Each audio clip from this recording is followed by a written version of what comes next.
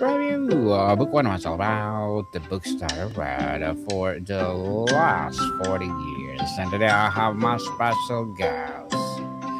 She is a survivor and CEO, a journey of resilience, purpose, and leadership. No other than Miss Holly Potter. And of course, a fellow podcaster too. Welcome, Miss Holly, on Book 101 Review. And can you please introduce more about yourself that I miss? Hi, thanks, Daniel. Yeah, I'm happy to be here. Well, I've been an entrepreneur pretty much all my life. Both of my parents were entrepreneurs, and I'm on my 12th startup company. I don't like to sit still very long and keep busy. we Yes. raised 8 children and now have 19 grandchildren and live in southern Utah. That'd be awesome. And thank you so much for sharing your knowledge and wisdom to the world, Miss Holly. Thank you. And for sure, I will invite you to my other podcast, Entrepreneurship 101. And let's talk about entrepreneurship mindset for sure. But today, let's talk about your near death shift. What dying thought you about life, business, and purpose. Focus turning trauma into transformation, integrating spiritual awakening into leadership. So, the title of our topic is Shift in Perception. Before we talk about life and business, can you describe the most basic way for understanding the reality itself change in or after the experience? Yeah, well, when you almost die, you definitely look at life a little bit different. It's a little bit more precious to you. Mm-hmm. Um, I was never sick. And so I ended up getting COVID in 2021, like so many of us. I wasn't the only one that suffered. The whole world suffered at the same time. And I ended up in the hospital for over 2 months and was intubated 2 times and had a trachea and had some life threatening infections, sepsis, one of them. And it was very touch and go many of those days. And so the transformation, I had out of body experiences and a spiritual experience and a near death experience about the first 3.5 weeks I was in there. So yeah, it shifted everything about my thinking and everything of what I do today. I'm still who I was, but I hope I'm a Mm-hmm. better version now. A better version for sure to empower people all over the world. A near death experience often strips away the non essential. What the first step or first most shocking truth you unlearn about how would you been living once you return to your ordinary consciousness? Yeah. Well, you look at how it was, and then I think it becomes more of a vision of how it could be and what could I do differently, and um, keeping the joy and the peace in your life and just shifting the emotion, because we all tend to live, a lot of us, within our emotional state, me included. And I Mm-hmm. think it's shifting out of that to realize that being present is so much more important than thinking about what has to be done or needs to be done. Enjoy the moment that you're in and experience the moment that you're in. Create things maybe for your future, but live in the present. Live in the present. Definitely. And tell us, Miss Holly, you've spoken of a collapse of the ego, that constructed sense of self. For a leader whose identity is often tied to a title and achievement, what does it feel like that have that scaffolding fall away and what it remains? Yeah. Well, when you think you know who you are, and then all of a sudden you get this life experience, life altering experience. For me, it was a very spiritual experience to shift into something better. It's like you get a second chance. I feel like I was given my own life, book of life, my own book Bible, whatever you want to call it, of here's your end of your story, but the in between pages are blank, and it's like, here's your end, now go figure out everything in between. And I took that as a challenge. I don't shy away from challenges. I wish the whole book was there and all the pieces to the pie were all involved, but they're not. And that's kind of how life is. We just get to figure things out as we go, and we get to learn our lessons as we go, and hope that we don't have to revisit the same mistakes over and over again. Mm. Serve as a lesson, people. And Miss Holly, the return can be disorienting. What has the hardest part of integration that boundless spiritual awareness back into a body, a calendar, or a word that operates on scarcity and time? Well, when you're where I was in my near death experience, you're only experiencing pure love and joy and peace and Mm-hmm. no pain. No pain. And then you have to come back, and everything about the the world we live in, there's pain all over the place. There's death, there's Mm-hmm. emotions behind that, of experiences that we're having here, that we have to sort through, so to speak. So to have, like, for instance, I had lost all five senses at one time when I was in the hospital, Mm-hmm. and that was really challenging. They put me in a coma many days I was in there to heal my body. Sometimes I was paralyzed and sometimes not. And I felt like it was a blessing to have that happen, because think about losing all your five senses at once. Mm-hmm. And so then you're in a place where, in the near death experience, all my senses are heightened. I mean, 100 times what they would be here on earth, and being able to visualize and actually see through things, and hear words and sounds and voices that, like, you've never heard before. So night and day is the experience, is just so hard to explain. But here I think it's just finding every day the tender moments and the good moments that are in, because they're there every single day, no matter what we're going through. There's always good to find. And I think it's that, just looking for that and bringing that out. Certainly. You talk about turning trauma into transformation. What specific practice or mental framework did you have to build to prevent the trauma from re traumatizing you and instead allow to become source of wisdom? Wow, funny you say that. So yesterday, I Uh-huh. had a friend who also went through several near death experiences and almost died. About 20 years ago was her Mm-hmm. experience. Mine's only been about 4. And she had put a post on social media. She had had a surgery that day, and how the trauma came back up for her. Like, you think it, you've worked on it, you've done all that. And I just commented to her, wow, it's interesting how little things can trigger our PSTD. And Mm-hmm. if you've been in the hospital intensive care for any length of time, it's created PTSD, whether you want to admit it or not.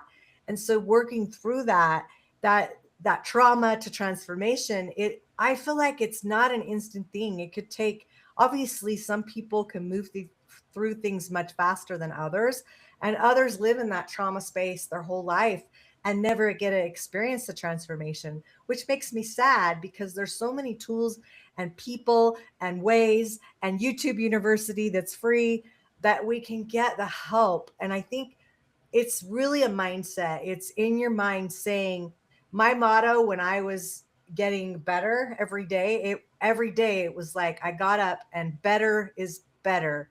And so I tell myself, what can I do today to help myself be better than I was yesterday?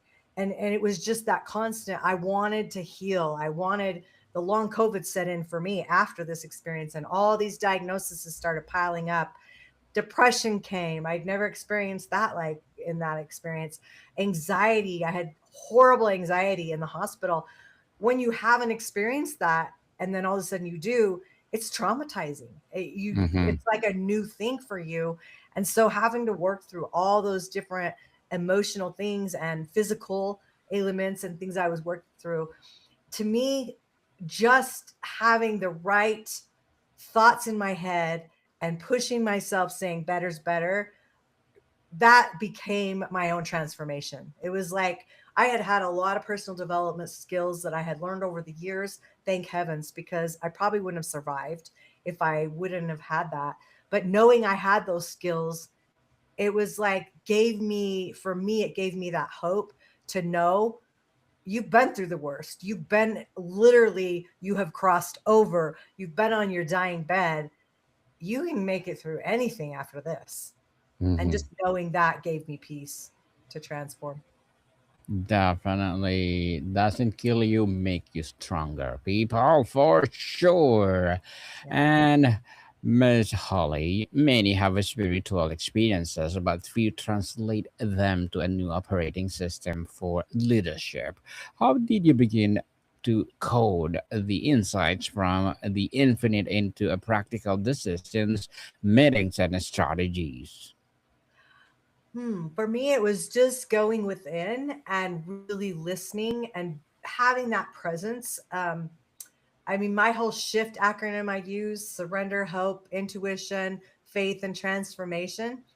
I love that in the word shift, the bookend words are surrender and transformation, because in the end, you to get the transformation, everybody has to surrender to something at some point. And that I love that it's first, because nobody does it alone. If you ask any successful person what they did to become successful, they're never going to say, "Oh, I just did it all by myself," and pat themselves on the back. We all have Mm-hmm. people that help us at some point in our life. We all have needs and we all have wants. And to Yes. get there in the end, who's going to help you get there? It's teaming up with the right people, listening to your own intuition, and having the faith that no matter what, you're going to get through whatever you're going through. Definitely. Yeah. And Miss Holly, let's get specific about business. How do your relationship with success and failure seismically change? What metrics or outcomes become meaningless and what new ones become paramount? Oh, wow. Failure and success. If you're an entrepreneur, you know the probably the definition for you of both of those words, because it's if you're not failing, to me, you're not learning, you're not growing, and you're not Mm-hmm. moving forward, because we're all going to have challenges, whether it be with our physical bodies, whether it be through employees or family members, or whatever you can put in that fill in the blank of what it is for you that's going to set you back. But is it going to define you? And the definition of strength and being strong, for me, when people say what's the true meaning of success, for me it's so easy. It's one word: happy. To me, it's Mm. not about the money, it's not about anything else except happy. And am I happy? Because if I'm happy, that defines success for me, because I can walk away from about anything that doesn't make me happy to go towards something that will, even if it means less money in the bank, because that's Mm-hmm. not my big motivator. People are my motivator. Service is my motivator, and collaborating with people to be their part of their happy, what makes them happy, that's what lights me up. And so for me, that's what that answer would be. Definitely. Thank you for being my guest, Miss Holly. And I'm happy with that. And for sharing your knowledge and wisdom to the world as well. And you need an applause for that. Thank you. Thank you. You likely experience a profound sense of interconnectedness. How does that change how you view compassion, competition, collaboration, and the very purpose of your company in the ecosystem?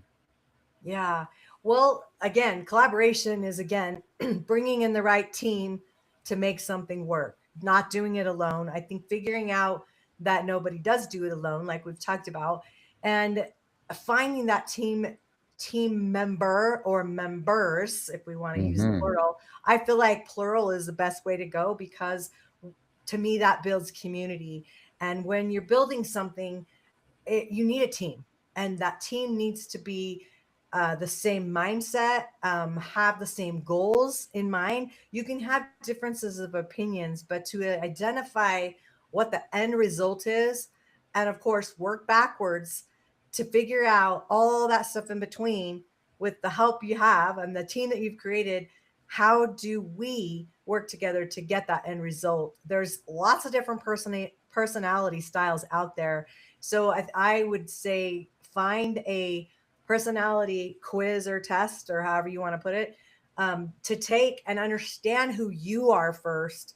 And then your weaknesses is who you want to bring on your team. That's who you want to collaborate with and build community with, because then your strengths and their weaknesses are going to balance everything out to make your goals work in the end. Yes, definitely. And Miss Holly, decision making under the shadow of mortality is different.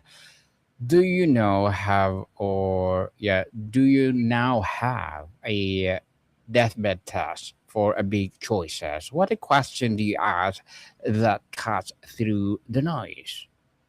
Hmm. Well, I can tell you that the 2 years after I got out of the hospital were the worst years of my whole entire life.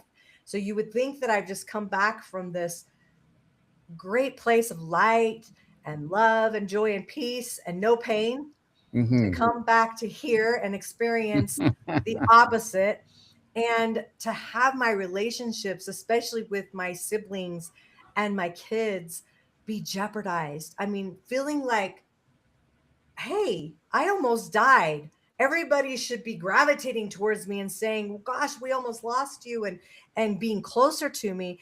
And I felt like I was repelling everybody. And it was, I call it the 2 years of hell.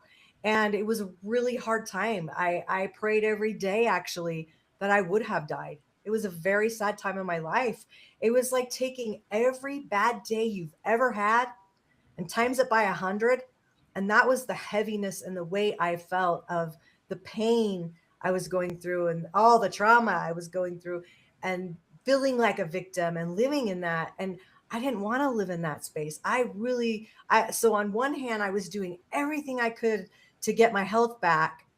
But when you have all those ups and downs and oppositions and relationship and emotions coming up, I was a wreck. And so it took me 2 years till I really started coming out of that, to be able to say, no, I survived for a reason. Like I had what I was supposed to create, and I was working on it, no doubt. Those during those two Mm-hmm. years, because when you know what you're supposed to be doing, it's like, why aren't you doing it? And I didn't ever want to question that.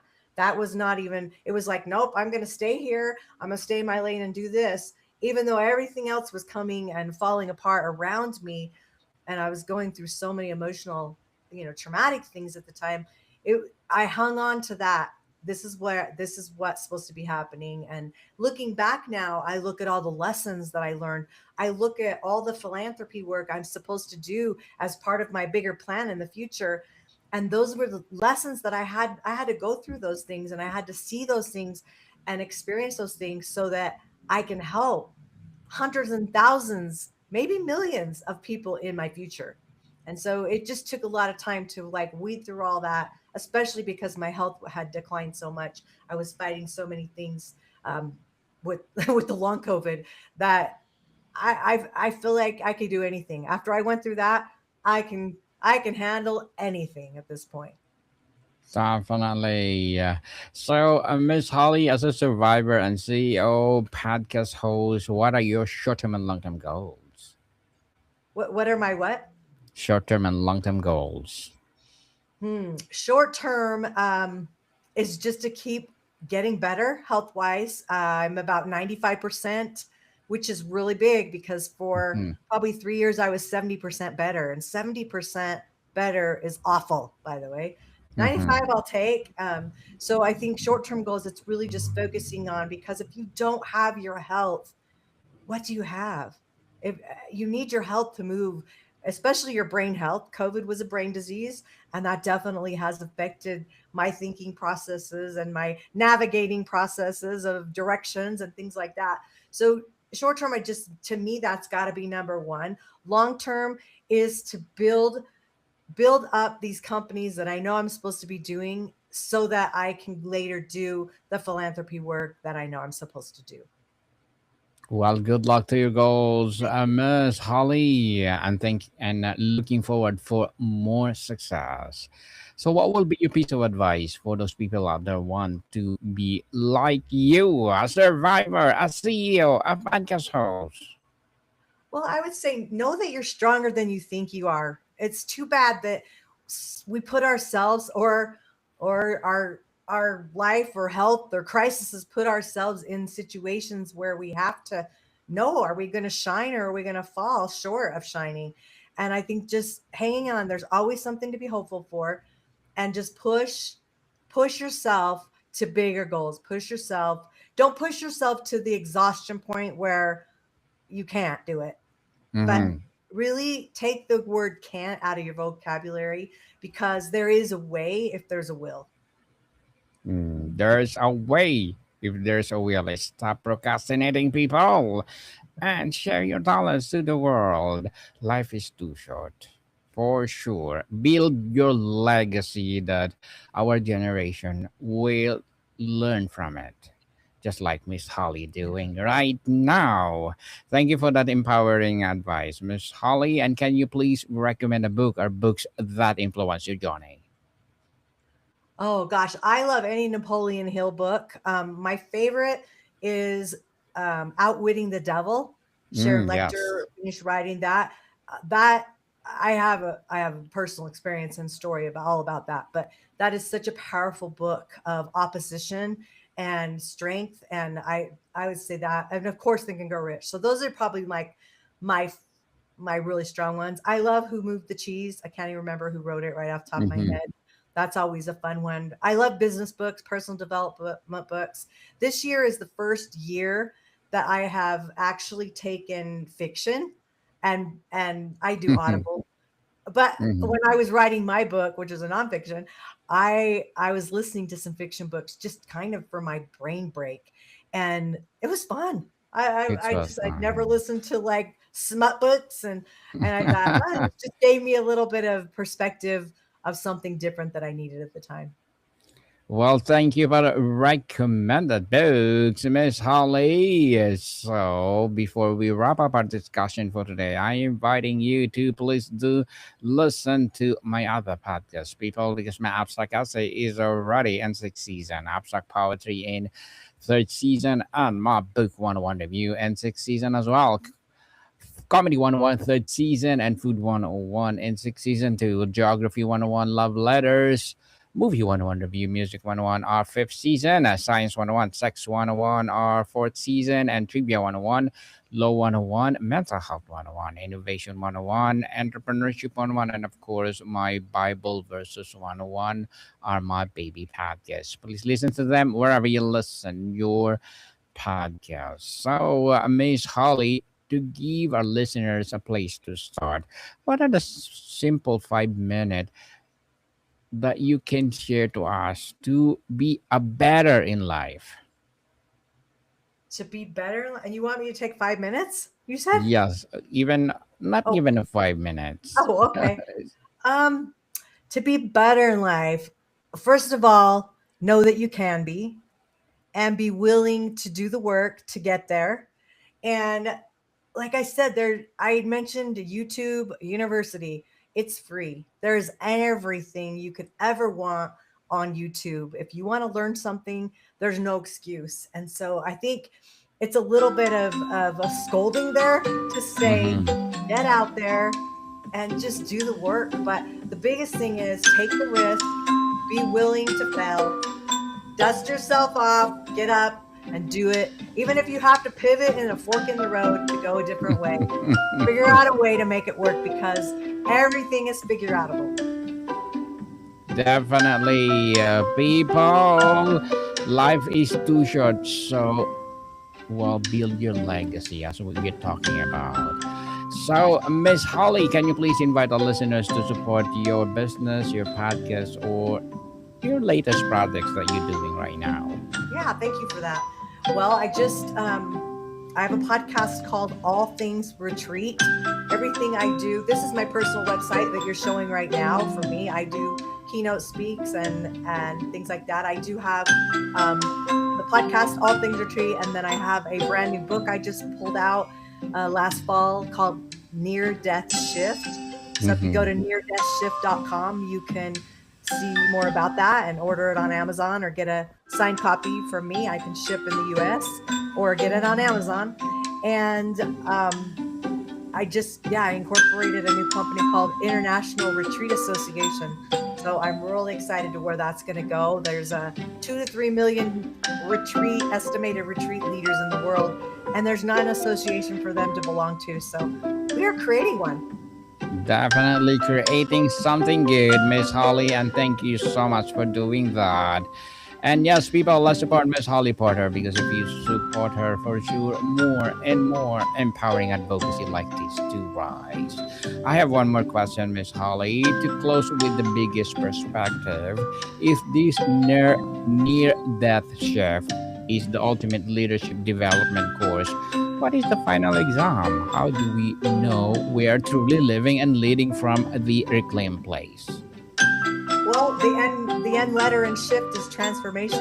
And I think when you feel true transformation, then you'll feel it everywhere in your body. You'll feel that peace and love and joy that you need to have. And I think by following the intuition piece of all that, to know it, you can live it. So, Mm.